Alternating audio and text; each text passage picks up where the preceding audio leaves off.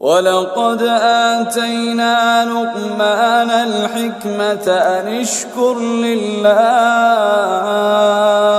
ومن يشكر فإنما يشكر لنفسه ومن كفر فإن الله غني حميد. وإذ قال لقمان لابنه وهو يعظه يا بني لا تشرك بالله إن الشرك لظلم عظيم.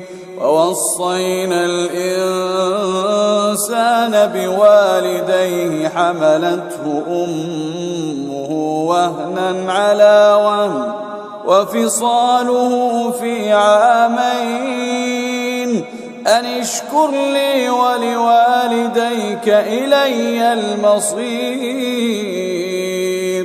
وإن جاهداك على أن تشرك بي ما ليس لك به علم فلا تطعهما وصاحبهما في الدنيا معروفا واتبع سبيل من أناب إلي ثم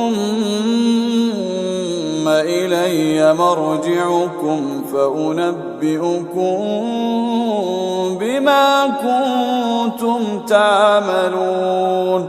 يا بني إنها إن تك مثقال حبة من خردل فتكن في صخرة أو في السماوات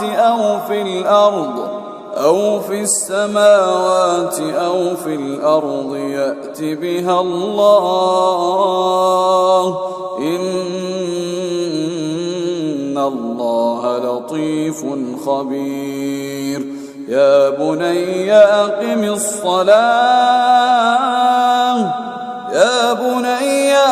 الصلاة وأمر بالمعروف وانه عن المنكر واصبر على ما أصابك إن ذلك من عزم الأمور.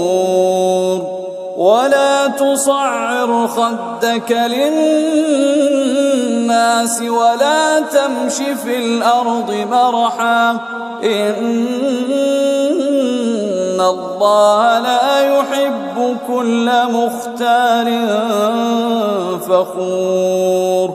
واقصد في مشيك واغضض من صوتك إن أنكر الأصوات لصوت الحمير.